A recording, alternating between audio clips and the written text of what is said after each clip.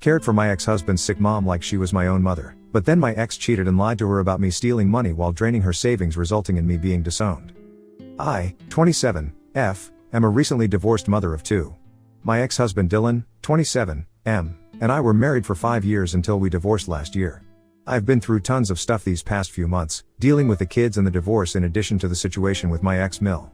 I was trying to deal with it as best I could, until my ex-Mill came knocking at my door a few days ago, apologizing for everything. Let me get y'all caught up. Dylan and I have known each other since we were kids. Our moms were best friends, and I mean best friends. They had grown up with each other, went to school together, and even got married and had kids around the same time.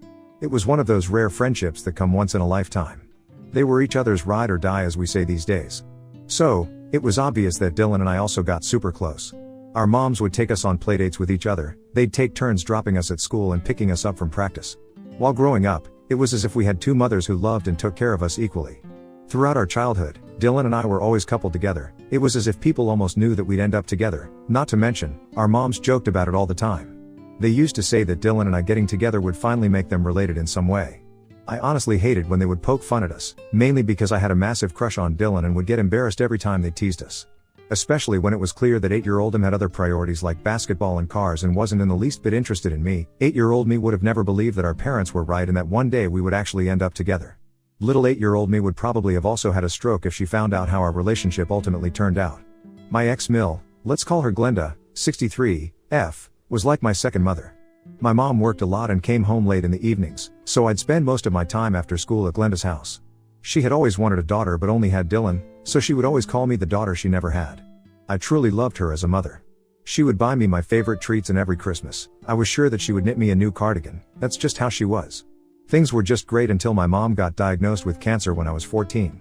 It came as a shock to all of us, and I remember that I felt like my world was crumbling around me when I first heard the news. It wasn't looking good. The cancer was diagnosed at a late stage and there wasn't much anyone could do except hope and pray that the chemotherapy would work. For the next 2 years, my mom weakened in front of my eyes. I was so used to her being so energetic and full of life that it hurt me to see her just wasting away. She went for all her chemo sessions and began losing all her hair. She lost tons of weight and became very frail. During this time, I was a mess. I was so worried about my mom, and Glenda was the only one I could speak to because I knew that she was one of the few people who understood how I felt. My dad barely had any time to be sad. He was working overtime to pay for all the medical bills, and the last thing I wanted to do was put more pressure on him. Glenda took care of everything. She became my mother's caretaker and made sure that I didn't have to worry about anything and focus on school. She made all the food, made sure my mom took her meds, and made sure that I was doing as well as I could considering the situation. After battling cancer like a warrior for 2 years, my mother peacefully passed away surrounded by all her loved ones when I was 16. It was one of the worst days of my life. I remember feeling as if I would never be happy again because I had lost my best friend. My dad, Glenda, and I grieved together. Glenda helped me through it. I remember that for a few weeks after my mom passed, I stopped eating, showering, and going to school. Glenda sat me down and told me that my mother would never want to see me like this and that she would curse her from heaven if she did nothing to cheer me up. It was the first time I smiled in months. Over the next couple of years, I started hanging out at Glenda's every day. She always knew how to make me feel better, and she was one of the few people that I trusted and loved. I got even closer to Dylan. He was in his bad boy phase and was hanging around with the wrong sort of people, but somehow, this made him even more attractive to me. I blame the teenage hormones. He also began taking an interest in me and I was very flattered. We started hanging out and it became clear that we had started developing feelings for each other, but even back then, it was as if I loved him more than he loved me. We'd be together all the time in private, but in public, he'd act pretty indifferent to me. I didn't mind too much because he kept telling me how much he loved me and how he was planning on marrying me when we got older. Pro tip, ladies, this type of behavior is a massive red flag. A man who truly loves you will never be embarrassed to show you off publicly. I learned this the hard way. I did feel bad sometimes when Dylan would ignore me. I felt as if I was not worthy enough for him to fully accept me. I based my entire self-worth on whether he liked me or not. Again, this is a very harmful mindset to have. Never base your self-worth on anyone's opinion except your own. We started dating secretly for 2 whole years, and there were many times when I just wanted to let everyone know that we were together. Dylan would sometimes flirt with other girls right in front of me, and then when I'd get mad about it, he'd tell me that I was making a big deal and that he was just trying to keep up with his image. Now when I look back at his behavior, it's sad to think how little I thought of myself. I was still in a very emotionally vulnerable state and needed comfort, which he provided.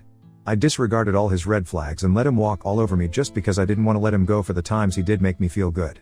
I was so naive. I should have known better. When we were 19, I had finally had enough of being sidelined and practically pleaded with him to come out publicly with our relationship. After ages, he finally agreed. Glenda was the happiest when she found out. She embraced me and said that she always knew that we'd end up together because it was fate. Glenda knew that her son wasn't exactly the best and was hanging with the wrong sort of people, and somewhere deep down she felt as if being in a relationship with him would help him change. Honestly, I felt the same way. I truly believed that I could positively change Dylan and make him a better person. Dylan kept drinking, he dropped out of high school and could never hang on to a job for more than a few months. He spent most of his time hanging out with his gang friends. Since I had known him for ages, I believed that he still could turn his life around, and I felt that being in a serious relationship with me would help him get his act together. Needless to say, I was very wrong. No matter how much I tried to help Dylan, he reverted back to his old ways. I would constantly get him job interviews which he wouldn't attend. I enrolled him for courses so that he could gain more skills, but he never showed up. I sent him to therapy to help him get sober, but nothing worked. Meanwhile, I was in college and working double shifts to earn money to support the both of us. Glenda was constantly stressed because of Dylan and his antics. She worried herself sick about our future and at one point was actually scared that he was going to do something to himself. Another year passed and Dylan went from bad to worse. I was beginning to think of ending things when our entire lives changed. Glenda suffered from a heart attack. I got a call in the middle of the night and we rushed to the hospital. By God's grace, she was stable and had to be admitted for a few days. They ran a few more tests and found out that she was suffering from coronary heart disease and had very high blood pressure. In addition, she also suffered from arrhythmias, heart rhythm disorder, which if left uncontrolled could be fatal. The doctors said that she was lucky to even be alive. I thanked the Lord that she was okay, but I was still shocked that she was so unwell this whole time. The doctor put her on a strict diet. She had to do a certain amount of physical exercise daily as well as take a ton of medications. The main thing the doctor told us was that her heart was extremely fragile and she shouldn't be under any kind of stress because that could trigger another arrhythmia, and this time she wouldn't be as lucky. I was just grateful that she was alive. I was also the one who had to pay for all the hospital expenses because Dylan had nothing. I didn't mind because I would do anything for her. After we brought her back home, I noticed a drastic change in Dylan. I think this whole thing was a reality check for him. I could tell that he was completely shaken by the thought of losing his mom and that he became a completely different person. He started helping his mom every day, got an actual job, and started paying his share of the rent and bills. His attitude to me changed as well. For the first time, he was actually appreciating me, taking me out on dates and showering me with love. This had been a harrowing experience for all of us, but the fact that Dylan had changed for the better was the best thing that came out of it. In the months that followed, Dylan and I took good care of Glenda. We made sure that she followed her routine and took her for checkups to make sure everything was fine. I was so happy to see how involved Dylan was. I was even more attracted to him now. When we were 21, Dylan proposed. I said yes. And a year later, we were married. Glenda was thrilled. I still remember the speech she gave at the wedding. She said that she had always thought of me as a daughter, and now that I was married to Dylan, it was official and she couldn't be happier. She said the only thing she wished for was for my mom to see this because she would have been happier than ever. I graduated that same year and managed to secure a pretty well-paying job at a firm. It was quite a distance from the apartment that I shared with Dylan, which was closer to Glenda. However, the commute was getting too tedious for me, and even though I didn't want to go too far from her, we decided that it was best if we got an apartment closer to my work. Glenda was all for it, so we moved the following year. I was still uneasy being far away from Glenda, so I decided to keep a caretaker with her at all times. It was expensive, but it gave me peace of mind. Our first year of marriage was bliss. I loved this new and improved version of Dylan. He helped out with all the bills even though he was earning significantly less than me. He did chores and was a great help. The fact that he was more romantic than ever was the cherry on top. Within the year, we were pregnant. This was a little unexpected because it was still so early in our marriage, but I felt secure enough to bring a baby into this world. Glenda was thrilled about becoming a grandma. I gave birth to my first daughter Mary and we started settling into parenthood. Now, being a parent is no easy task. It's a lifelong commitment and the start is definitely rough. I immediately bonded with my daughter and I didn't mind the sleepless nights and the stinky diapers. I enjoyed every aspect of it. Dylan on the other hand did not adapt that well. After the birth of her daughter, he barely helped take care of her. I was the one who did everything. When I confronted him about this, he said that he was scared of holding her and that this was not what he signed up for. He said that he had no idea that babies were this much work. I was startled. He was being so immature and I was already dealing with so much as it is. His uninvolvement when it came to looking after Mary led to huge fights. At one point, I decided that there was no point in arguing and took care of her all by myself. To make matters worse, Dylan got fired from his job. Instead of finding a new one, he went back to his old ways and started hanging out at home. This time around, he stopped doing the chores and completely ignored Mary. I had to go back to work early from my maternity leave because we needed the money desperately. Dylan didn't want to look after Mary, so I had to hire a babysitter despite him being at home. This was an added expense that we could not afford, but there was no other option. I contemplated asking Glenda to help take care of the baby, but she was already weak and I didn't want to put her under more stress. Dylan started drinking again.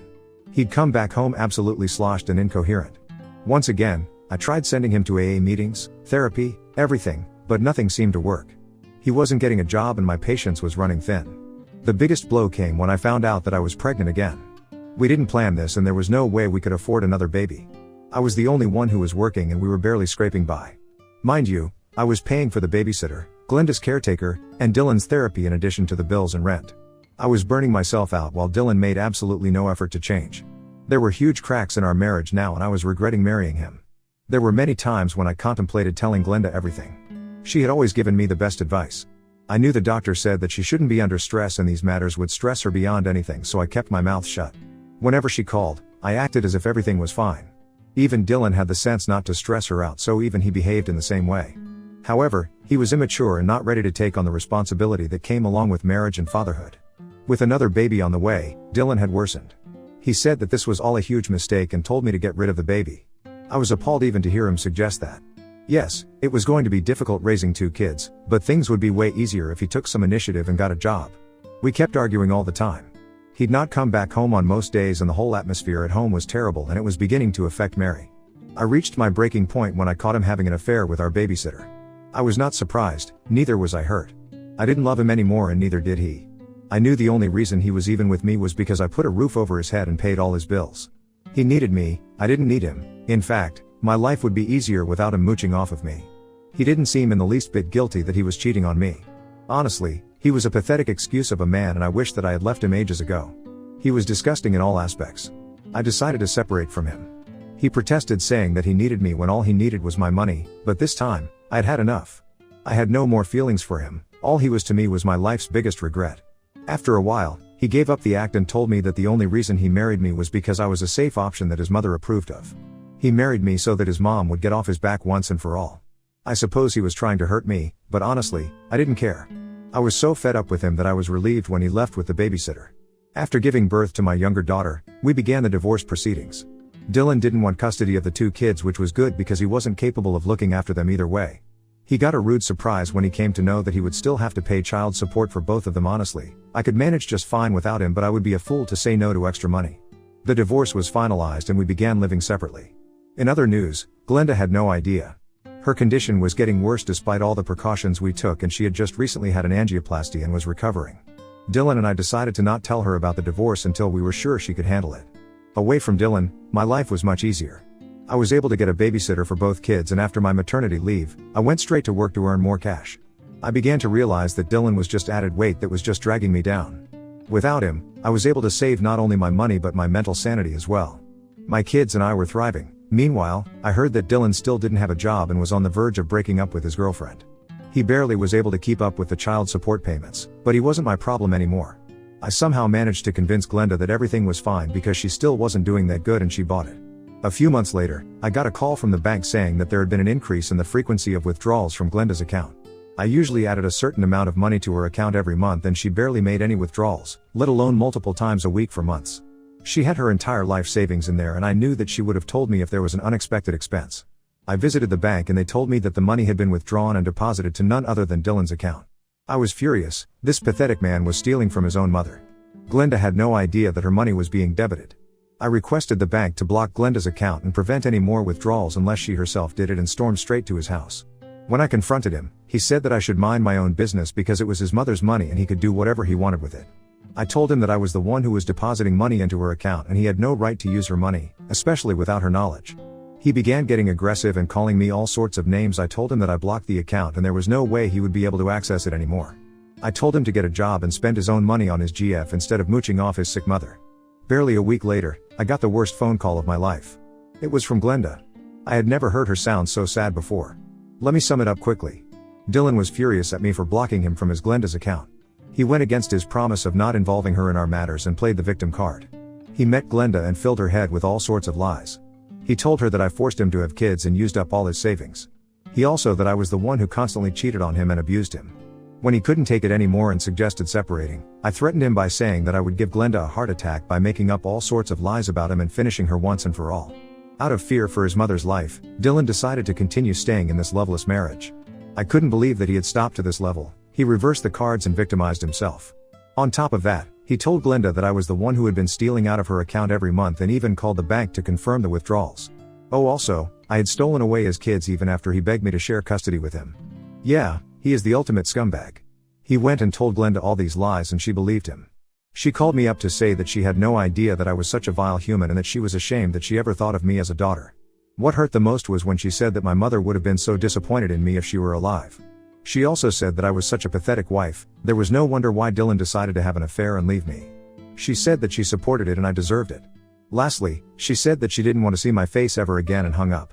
I wanted to tell Glenda the truth so badly, but I knew that she wouldn't be able to take it. This whole mess was already a huge shock to her and she was very weak. I knew if she got any more stress, she literally could die. I kept quiet. I didn't say a word. It didn't matter if she thought I was a villain. If me being a bad person kept her alive, then so be it. I loved Glenda too much to have her death on my hands, so I shut my mouth and accepted everything she said. I would protect her no matter what. Dylan and I had a massive argument regarding this and ultimately, I chose my peace. I figured that there was no point arguing with an idiot like him because it just led to more problems. Although it hurt to not speak to Glenda anymore, I began to move on with my life and focus on my work and kids. Around 9 months passed and I had no contact with Glenda until last week. I got a call from the hospital saying that Glenda had suffered a stroke and wanted to speak with me urgently. I rushed to the hospital. Glenda looked very weak. The doctors said that this stroke could have been fatal, but luckily, her caretaker brought her in early. Glenda looked at me with tears in her eyes and at that moment, I knew that she knew the truth. She apologized to me and it was difficult for her to even talk with all the tubes. She said that she was sorry for ever trusting Dylan over me. Apparently, in these past few months, Dylan had taken and used up all of Glenda's savings. She didn't even have enough money to pay for her hospital stay. When she found out that her money was being withdrawn, she cornered Dylan and demanded an explanation. He denied all the claims and blamed me, but she didn't believe him. Finally, he admitted to everything. He told her that he had lied about me and had used up all her money. Glenda said that after hearing everything, she felt extremely uneasy and wanted to rush to meet me, but she fainted and was brought to the hospital. The minute she regained consciousness, she called me to apologize. I couldn't believe what a loser Dylan was. I told Glenda that she didn't need to apologize. The only reason I hid the truth from her was so that I could protect her.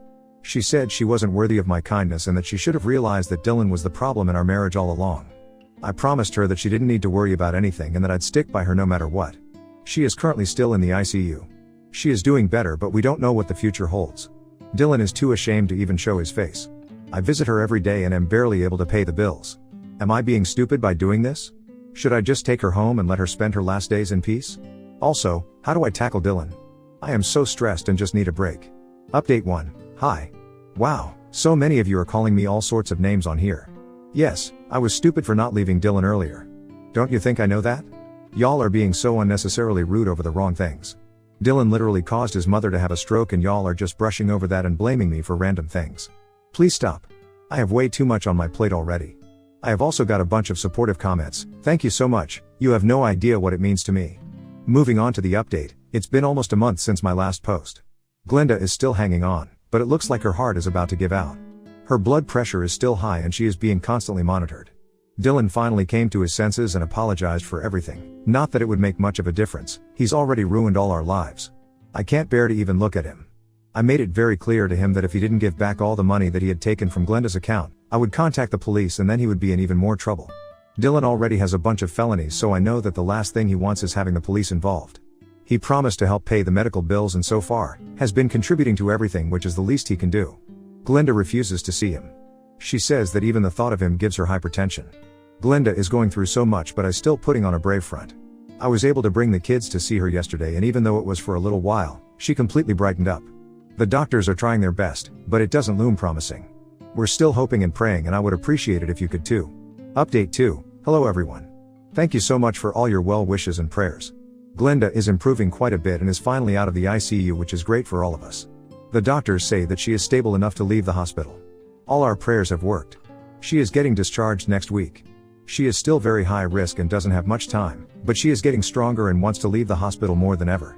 She says that when her time comes, she wants to be at home with her grandkids and not connected to tubes and machines. Surprisingly, Dylan has managed to give back all the money that he had taken.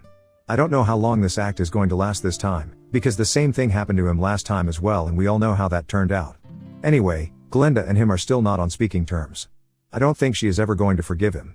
I finally feel like Dylan feels guilty for what he has done, but honestly, I am done giving him the benefit of the doubt.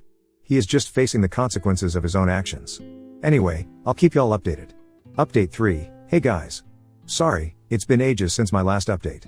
I've been seeing so many comments asking how Glenda is doing and wondering if everything is okay since I haven't been active on here. Glenda is fine, no, she isn't dead. I saw so many comments saying that she passed away, but no, she is still very much alive.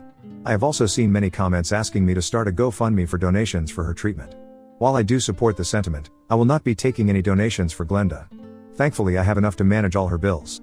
Either way, thank you for being so kind and supportive. Like I said, Glenda is doing fine. She got discharged a couple of months ago and is now living with me and the kids at our apartment. I have hired a full-time nurse to monitor her when I'm not home. The nurse also helps out with the kids, which is fantastic. Glenda has been improving day by day. I don't know what it is, maybe it's the fact that she is with her grandkids. Whatever it is, I am so happy that she's okay. She is even walking around and playing with the girls. It brings tears to my eyes whenever I see them together and I just want to freeze the moment forever. Honestly, it's a miracle that we even have her right now. The doctors told us that there was a slim chance that she was even going to be discharged, but here she is, still thriving. We have been inseparable since her discharge and it's as if she's making up for lost time. I'm so happy to have her. Last week, she told me that she should have known that I was protecting her this whole time because that would have been exactly what my mom would have done too. I nearly bawled. As for Dylan, he visits occasionally, but none of us care. He is trying to get to know the girls, but the minute he starts acting funky, he is not going to be in touch with them again. I can't let them go through the trauma that I have been through. Dylan and I are not on good terms, but if he's planning on stepping up to be a good dad, I am no one to stop him. As of now, everything seems to be fine and we're taking each day in stride. I would appreciate it if you continued to keep Glenda in your prayers.